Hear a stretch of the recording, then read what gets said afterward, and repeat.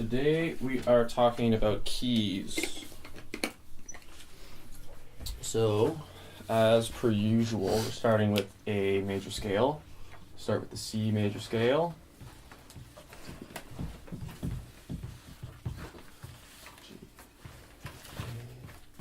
G, C.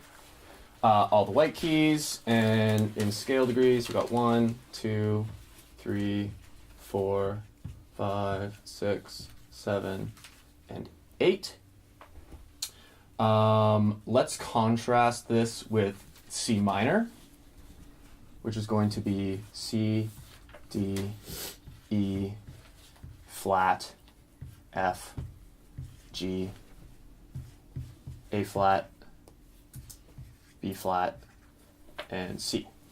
So what's the difference in terms of scale degrees? Well, we have 1, 2, flat, 3, 4, 5, flat 6, flat 7, and 8. So the differences between C major and C minor are the third, the 6, and the 7. So in C major, all of the intervals are either perfect. Oop, that's not the right one. Perfect or major. Here we have the perfects are the same. We have one major interval, the second, that's shared, but the other non-perfect intervals are all minor now. So they're all one semitone lower. So if we were playing a song and we were in C major, that would be the key. And then we switched to using this scale and building chords with it, then we would have switched to C minor. So C major and C minor are what you would call parallel keys. And the reason that they're parallel keys is they're both rooted on C. C is the tonal center. And that's sort of the idea of keys. A key is a certain collection of notes with a particular tonal center. You say it. Grab an eraser that works. Sure. So a key is a certain collection of notes with a particular tonal center. So, for example, the major scale is not a key. The major scale is a certain set of intervals. It's an intervallic relationship. But when you just say the major scale, you're not referring to any particular key. The key is a collection of notes with a particular Tonal center. tonal center. And in order for it to be a key, you have to specify what the tonal center is. In this case, it's C, the note C. That's a particular note, so it has a particular tonal center. Same with minor. If you say, oh, we're playing in minor, that doesn't really mean much, except it gives you an idea of the intervallic relationship to the root. But without a root, it's not considered a key, without the root being a particular note. So C major and C minor are parallel keys. There's another kind of relationship that's very common called relative keys.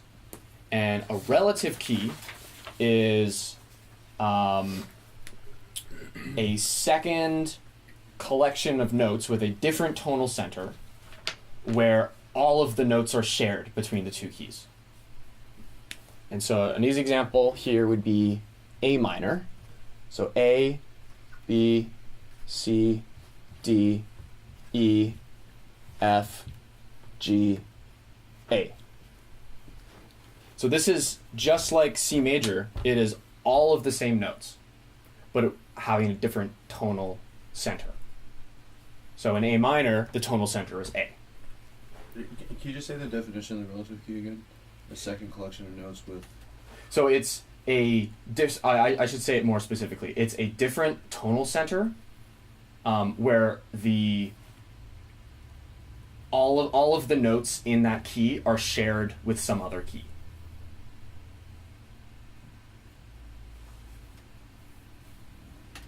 And this is a prime example. So in C major, we have all of the white keys with no accidentals. In A minor, we have all of the white keys with no accidentals. And I'll just go over, that's just a 2, Sounds like a perfect key to me. flat 3, 4, 5, flat 6, flat 7, and 8. So just for that example, so in C major,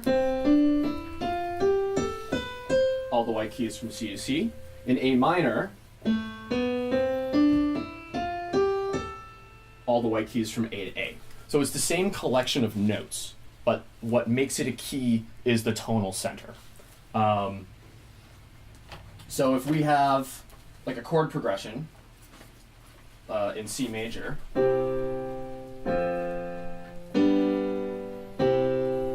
then it has a tendency to resolve back to C. C is what we consider home. If we have a different chord progression now in A minor,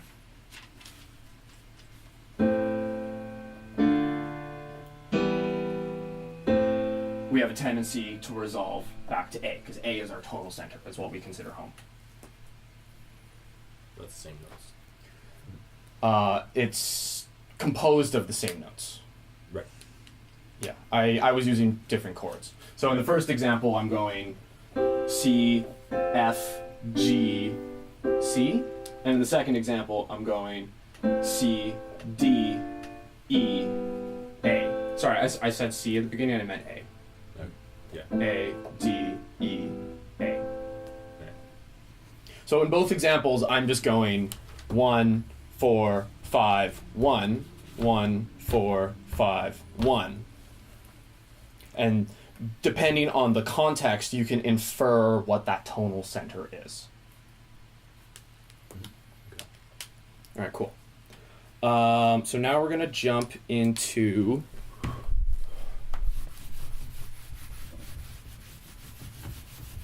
this needs to erase better.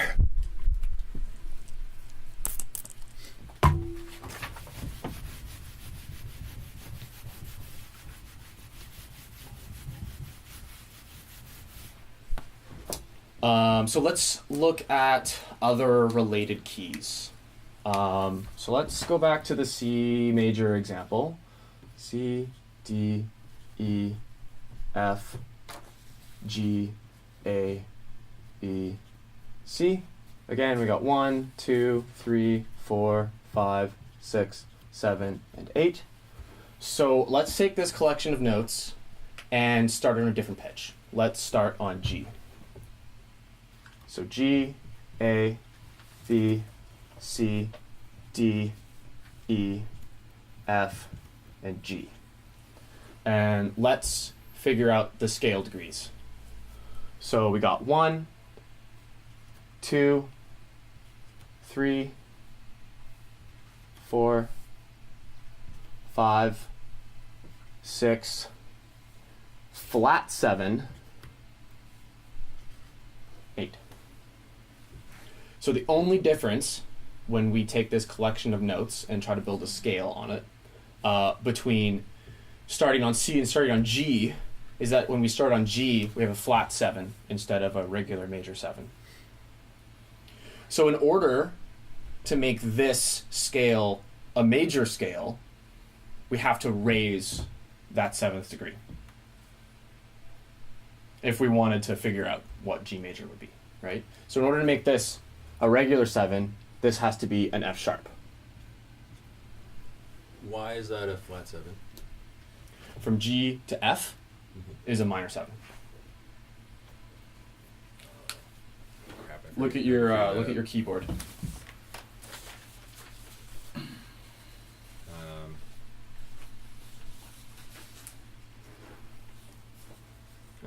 because this is a small keyboard, G down to F is a major second.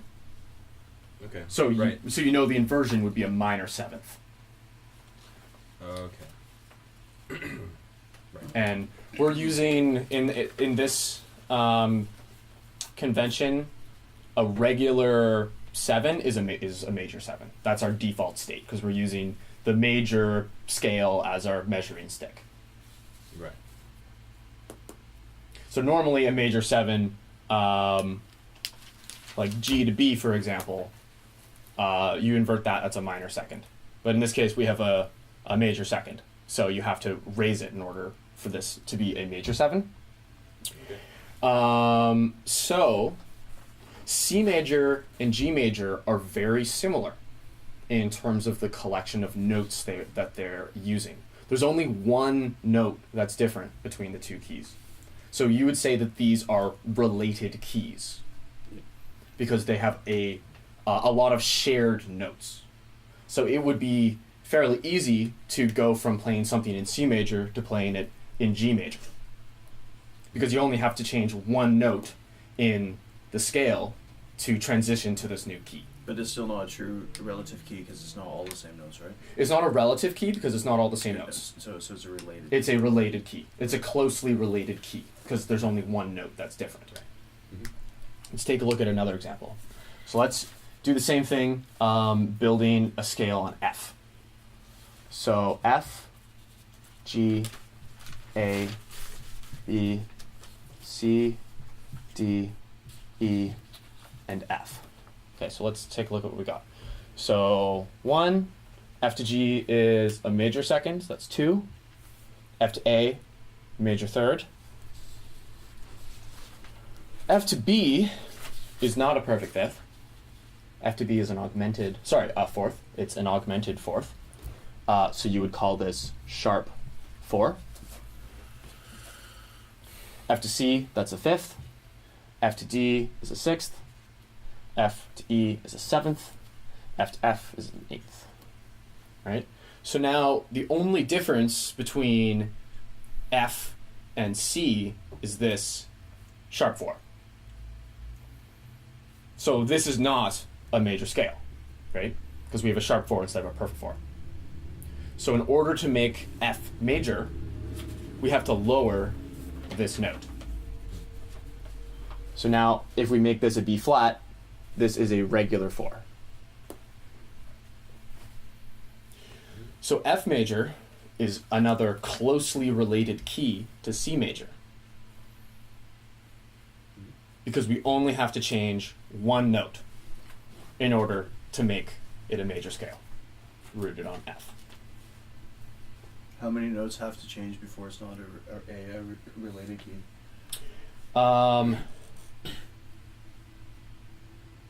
I'd say less than half.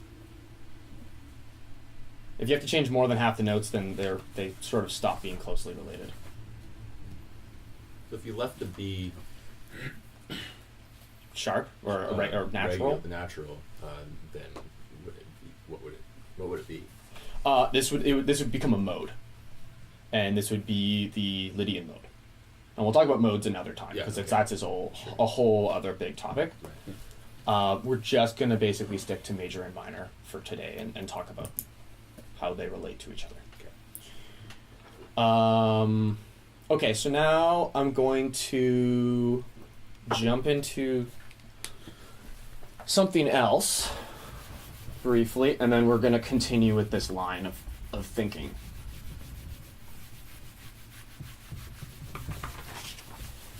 Okay, so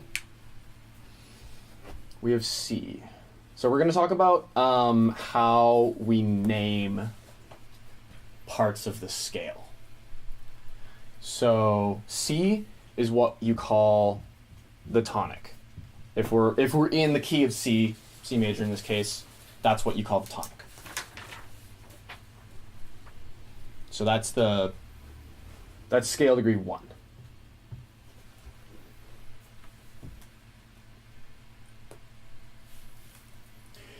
If you go up 1 scale degree, actually no, fuck it, let's go up a fifth.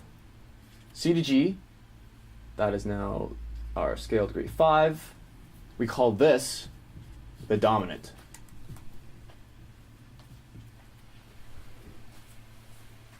This is basically Western music in a nutshell. You have your 1, your home. You have your 5, that is introducing some tension, and now you want to resolve back home.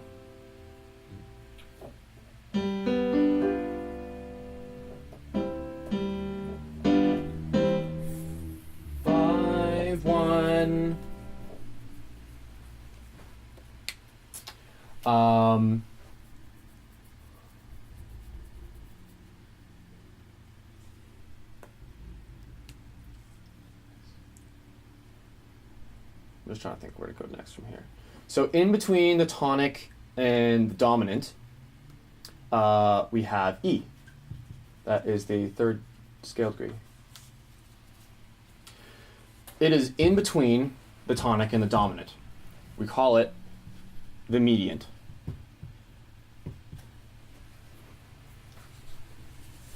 Because it's in the middle.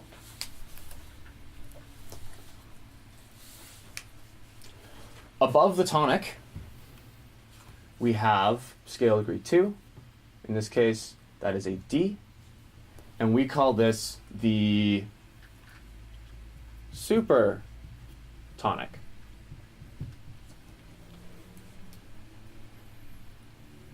Because it is one tone above the tonic. So it's the supertonic. It's been raised by a tone.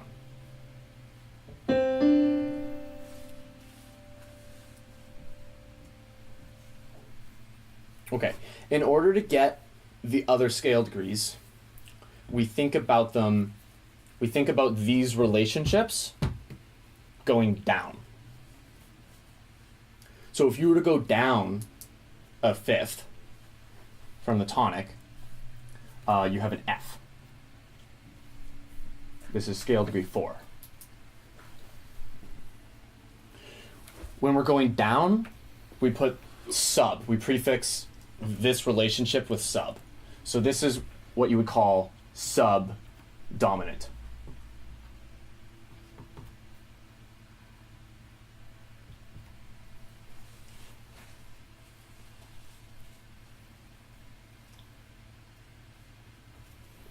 You can take this mediant relationship. We can go down a 3rd. We get an A. This is scale degree 6. We call this sub-mediant.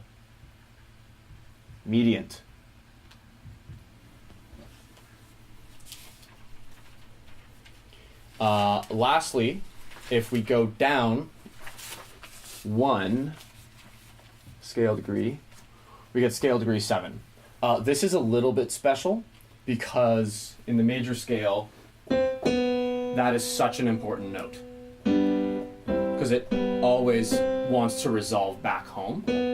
When it's a major 7, or that sharp 7, we call it the leading tone.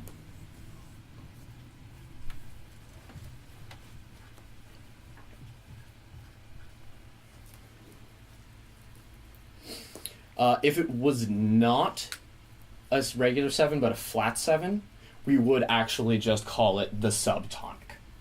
So it would be a reflection of the supertonic. If it were a flat, you said? If it was a flat 7. So if we were in C minor instead of C major, all of these names would be the same. We would still call them all the same things. Even though the mediant and the submediant are different, we still call them the mediant and the submediant because they still function very similarly. But when you flatten the 7, it does change the function of that note a little bit, and so we refer to it as a subtonic instead of a leading tone. So that's the only one that we give a sort of special designation to.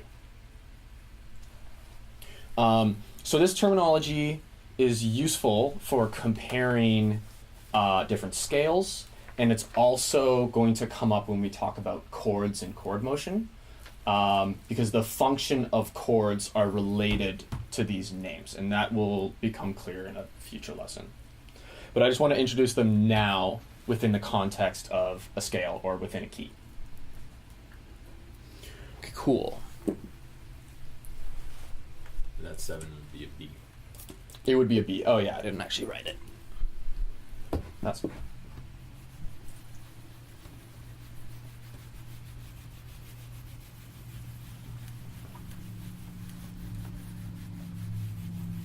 okay.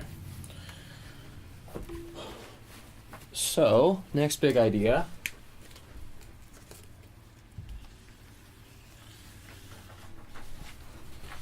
Is called the circle of fifths.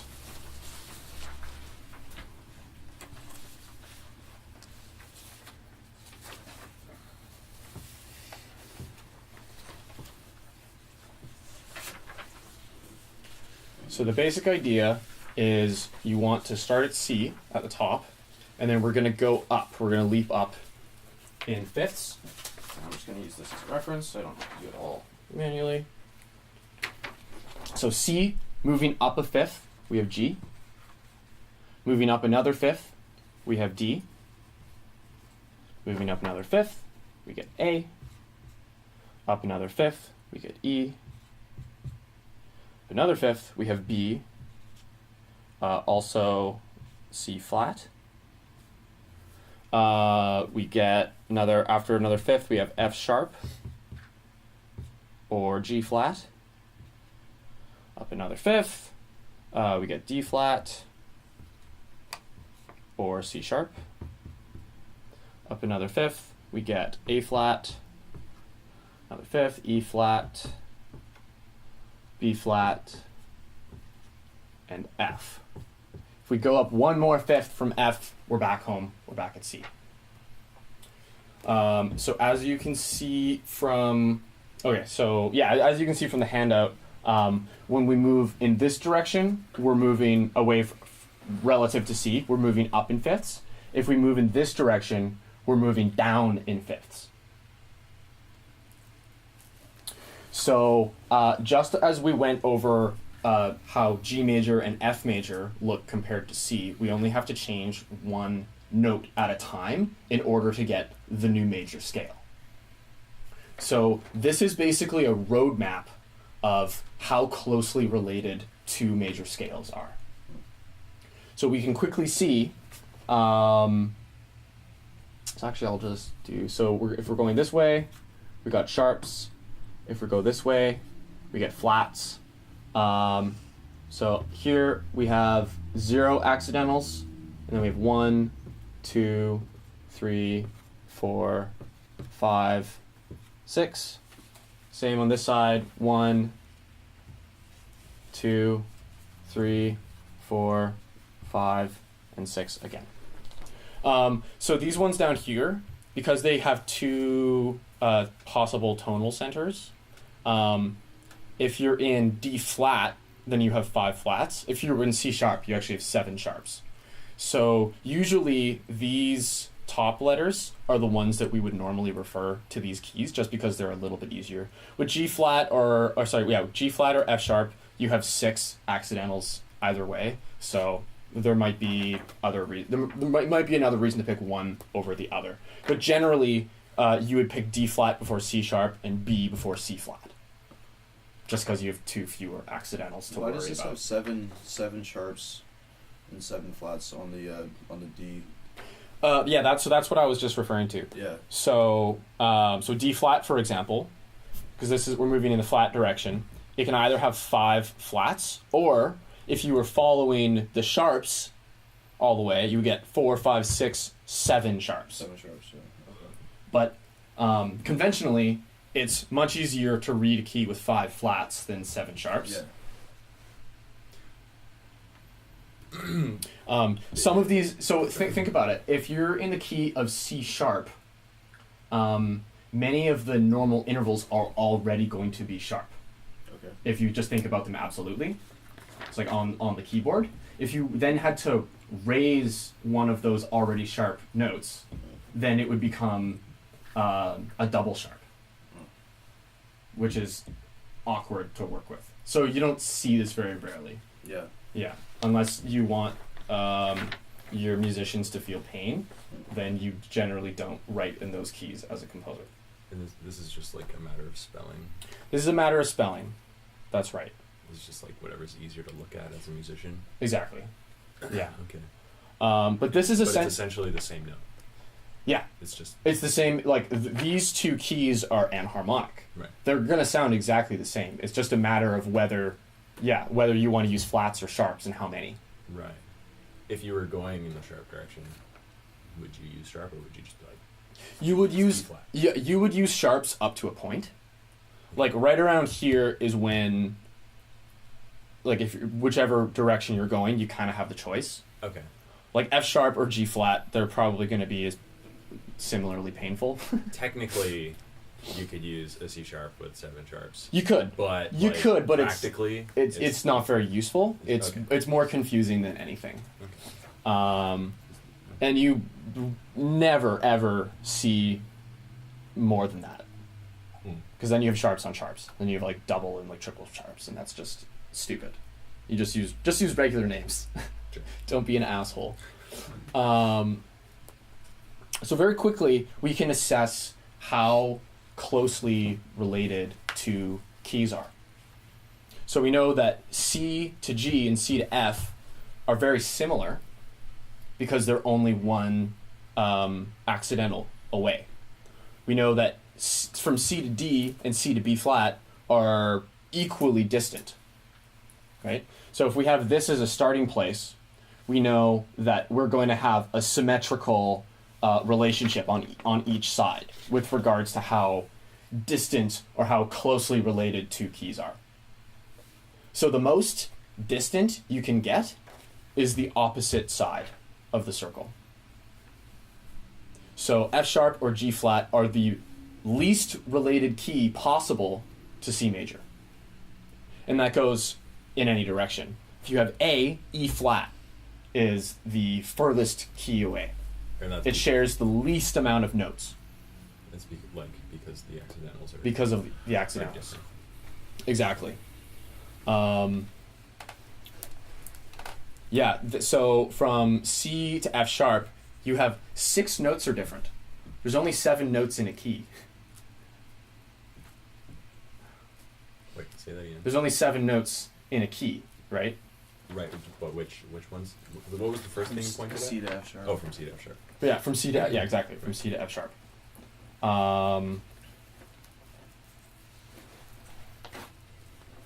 And also notice that going across the circle, that interval is a tritone.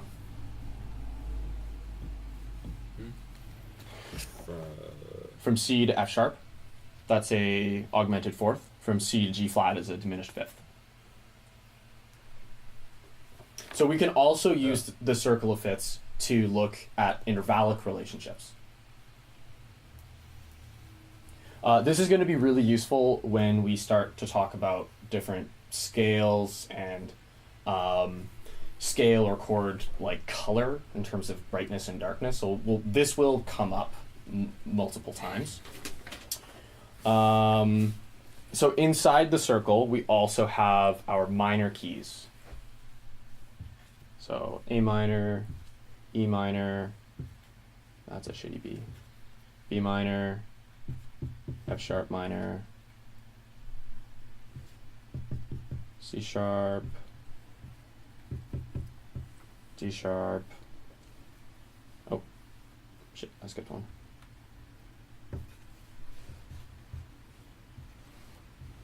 G sharp, E flat,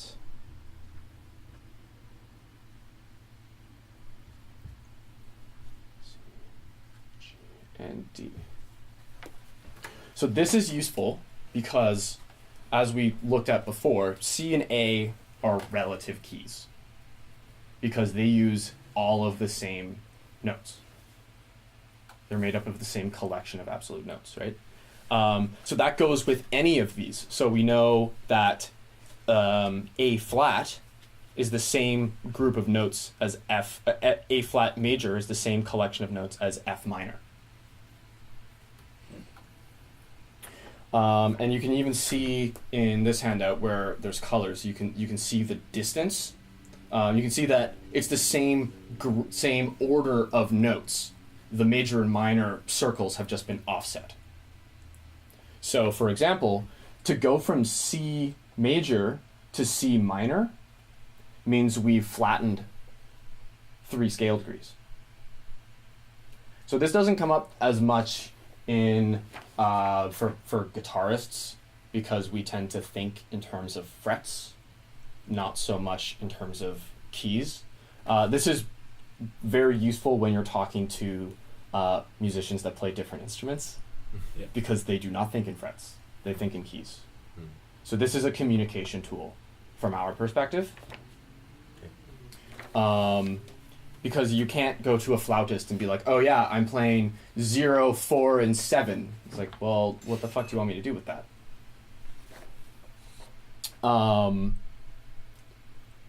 So this is also very useful, obviously, if you have any notation that you need to write down, to be able to quickly figure out what key you're in to write your key signature. Again, I'm not going to like make you guys do exercises with key signatures because I don't think that's immediately practical.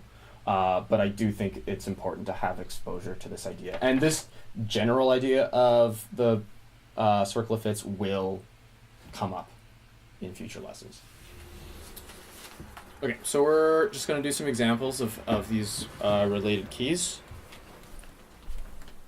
So we start with C, D, E, F, G, A, B, and C. So we go up a fifth to G, G, A, B, C, D, E, F sharp, and G. Let's go up another fifth to D. We got D, E, F sharp, G, A, B, C sharp, and D. Gonna do one more. Let's go to A. So we got A, B, C sharp, D, E, F sharp, G sharp, and A. So what do we notice? Every time that we move up a fifth, the new key has all of the same notes as the previous key, but with a raised 7th scale degree. So we're always raising that leading tone. So that's where the new sharp, the new accidental, always appears when you're moving clockwise around the circle of fifths, which means you're moving up by a fifth. So let's move down by a fifth. Let's go to F. We got F, G, A, B. Sorry, if we were to keep this a B, then F to B is not a perfect fifth, it's an augmented fifth. And that means it's no longer a major scale. So to make it a major scale, we need this to be a B flat. Get in there, there we go. B flat, C, D, E, and F. Moving down another fifth, we're actually going to use this new accidental that we just added in F. So F moving down a fifth is actually B flat. So B flat, C, D, E flat, F, G, A, B flat. Oh, right, because we're descending. Yeah, now I was we're going to ask why it wouldn't be the C rather than... yeah. It's because we're descending by I see, fifths. 'cause we're gonna- Yeah. Got it. So one more. So same thing. B flat down a fifth is now E flat. E flat, F, G, A flat, B flat, C, D, and E flat. So let's do one more. A flat. A flat, B flat, C. Our new flat is going to be D. D flat, E flat,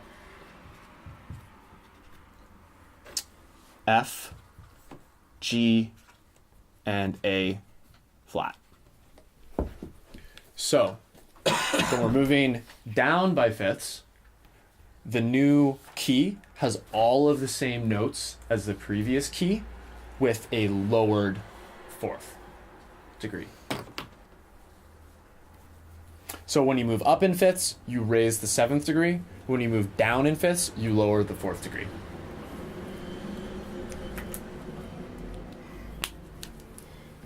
Yeah, so that's the basic idea. So that's when you're moving around the circle of fifths, you know which scale degree is going to change. So this is useful, again, in the context of figuring out related keys. We know that going from G to F, we need to change two of the notes. We need to lower, when you're going down from G to C, we no longer have an F sharp, we have an F natural. Right? Because we've gone down a fifth. Same thing going from F up to C. We no longer have up to C. Right. So in the key of C, we have a B, but in the key of F, we have a B flat. So moving up a fifth, we no longer have a B flat, we have a B natural. So we've raised that seventh degree in the new key. That make sense? Okay, cool. Nice. I saw another relationship as you're descending. It's like the fourth that you're flatting is always going to be the fifth from Yeah, the key that you were just in. Yeah, you're right. So like a fifth from the F is going to be the fourth that you just flat Yeah, when you're descending. when you're descending. Exactly. That's right. Yeah. So if you're in C, if you're going down a fifth, now you're in F, and we have to lower the fourth scale degree. If you go down another fifth, now you're starting on that Right. lowered scale degree. You're starting on the B flat. Likewise as you keep going. Yeah. Yeah, exactly. You Yeah, cool.